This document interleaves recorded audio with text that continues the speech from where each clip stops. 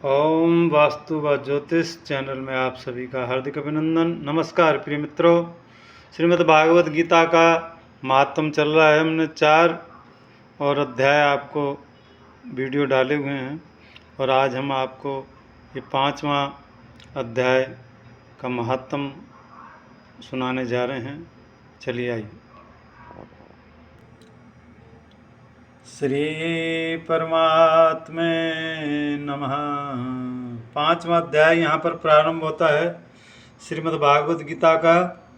जो हमने उपाय बतलाए हुए हैं आपको, पितृ दोष जिनके हैं उनके लिए, और आप करें इसको लाभ होगा। चलिए, इसके उपरांत अर्जुन ने पूछा, कृष्ण आप कर्मों के सन्यासी की और फिर निष्काम कर्मयोग की प्रशंसा करते हैं, इसलिए इन दोनों में एक जो निश्चय किया हुआ कल्याणकारक होवे और उसको मेरे लिए कहिए।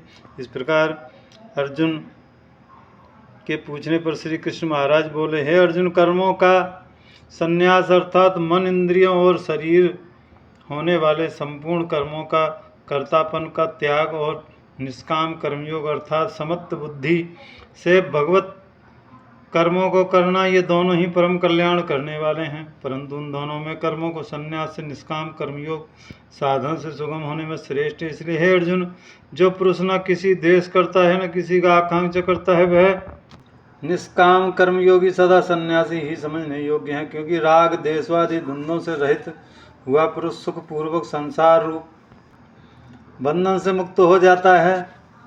हे अर्जुन, ऊपर कहे हुए संन्यास निष्काम कर्मयोग को मूर्ख अलग अलग फल वाले कहते हैं, न कि पंडित जन, क्योंकि दोनों में से एक ही अच्छी प्रकार स्थित हुआ पुरुष दोनों फल स्वरूप परमात्मा को प्राप्त होता है। कर्मयोगी द्वारा जो परम धाम प्राप्त किया जाता है, निष्काम कर्मयोगी द्वारा भी वही प्राप्त किया जाता है। इसलिए जो पुरुष ज्ञान योग और निष्काम कर्मयोग को फल स्वरूप में देखते हैं, वह भी यथार्थ देखता है।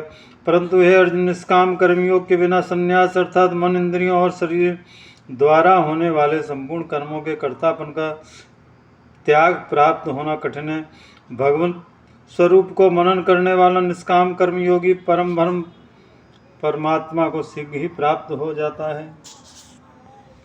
वश में किया हुआ शरीर, जिसके द्वारा जितेंद्र और विशुद्धि अंतकरण वाला संपूर्ण प्राणी में आत्मरूप परमात्मा में एक ही भाव हुआ, निष्काम कर्मयोगी कर्म करता हुआ भी लिप्यमान नहीं होता है। हे अर्जुन, तत्व को जानने वाला सांख्य योगी तो बहुत देखता है, सुनता है, स्पर्श करता हुआ, सूंघता हुआ, भोजन करता हुआ, गमन करता हुआ, सोता हुआ, सांस लेता हुआ, बोलता हुआ, त्याग और ग्रहण करता हुआ तथा आँखों को खोलता और मीचता हुआ भी इन सब इंद्रियां अपने अपने अर्थ में वर्तित होते हैं। इस प्रकार हुआ कि निसंदेह ऐसे माने कि सब कुछ भी नहीं करता हूँ, परंतु हे अर्जुन, देहाभिमानियों द्वारा यह साधन कठिन है और निष्काम कर्मयोग सुगम है, क्योंकि जो पुरुष सर्व कर्मों को परमात्मा में अर्पण करके और आसक्ति को त्याग कर कर्म करता है, वह पुरुष जल के कमल के पत्ते के सदृश पाप से लिप्यमान नहीं होता। इसलिए निष्काम कर्मयोगी ममत्व बुद्धि रहित केवल इंद्रिय मन, बुद्धि और शरीर वाला भी आसक्ति को त्याग कर अंतकरण की शुद्धि के लिए कर्म करते हैं। इसी निष्काम कर्मयोगी कर्मों के फल को परमेश्वर में अर्पण करके भगवत प्राप्ति रूप शांति को प्राप्त होता है, और सकामी पुरुष फल में आसक्ति हुआ कामना में द्वारा बनता है। इसलिए निष्काम कर्मयोगी उत्तम है। हे अर्जुन, वश में अंतकरण जिसके ऐसा सांख्य योग का आचरण करने वाला पुरुष तो निसंदेह न करता हुआ न करवाता हुआ 9 द्वारों वाले शरीर घर में सब कर्मों को मन से त्याग कर अर्थात इंद्रियों से अर्थों में वर्तित ऐसा मानता हुआ आनंद पूर्वक सच्चिदानंदम परमात्मा के स्वरूप में स्थित रहता है। परमेश्वर भी भूत प्राणियों न कर्तापन को न कर्मों को तथा कर्मों के फल के संयोग वास्तव में रचता है, किंतु परमात्मा के सकाम प्रकृति ही वर्तती है, अर्थात गुण ही गुणों में वर्तित रहे हैं। सर्वव्यापी परमात्मा न किसी के पाप कर्म को और न ही किसी के शुभ कर्म को ग्रहण करता है, किंतु माया द्वारा ज्ञान ढका हुआ है।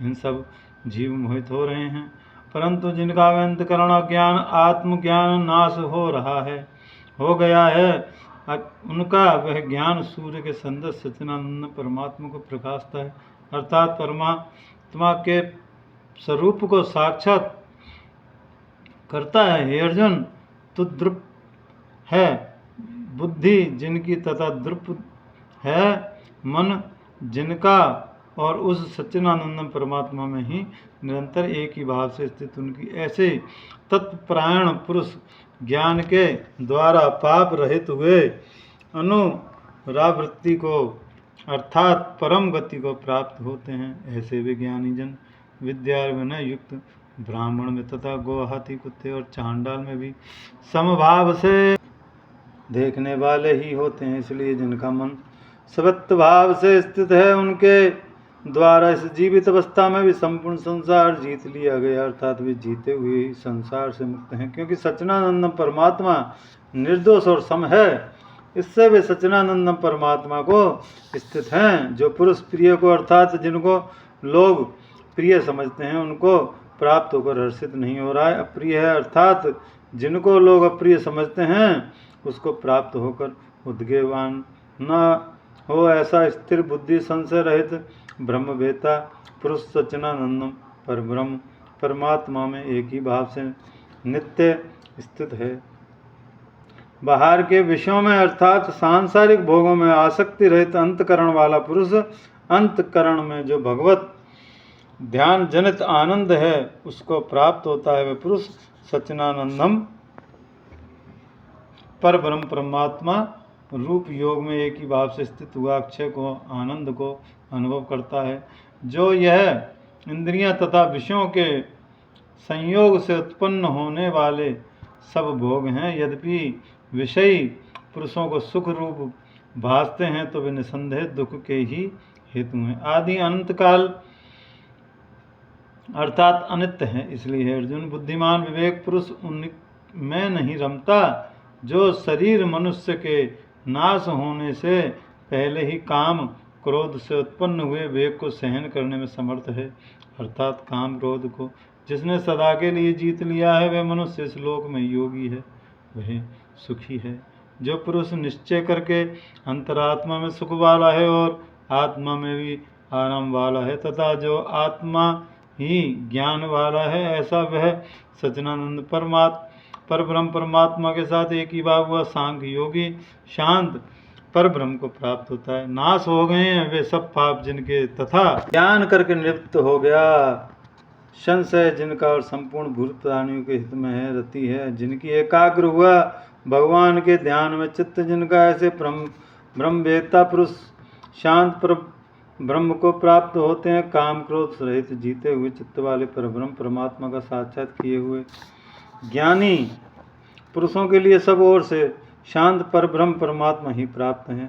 हे अर्जुन, बाहर के विषयों को न चिंतन करता हुआ बाहर ही त्याग कर और नेत्रों की दृष्टि को भूटी के बीच स्थित करके तथा नासिका में विचरने वाले प्राण और अपान वायु को सम करके जीती हुई इंद्रियां मन बुद्धि जिनकी, ऐसा जो मोक्ष परायण मुनि इच्छा भय और क्रोध से रहित है वह सदा मुक्ति ही है। और हे अर्जुन, मेरा भक्त मेरे को यज्ञ और तपों को भोगने वाला संपूर्ण लोकों में ईश्वर का ईश्वर तथा संपूर्ण भूत प्राणियों सहित अर्थात स्वार्थ रहित प्रेमी ऐसा तत्व से जानकर शांति को प्राप्त होता है और सच्चिदानंद परिपूर्ण शांत ब्रह्म के सिवा उसकी दृष्टि और कुछ भी नहीं रहता, केवल वासुदेव रह जाता है। ओम श्री परमात्मे नमो नमः। ओम नारायण नारायण नारायण श्रीमन्नारायण नारायण नारायण श्रीमन्नारायण। यहाँ पर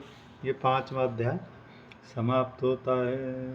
ओम वासुदेवाय नमो नमः।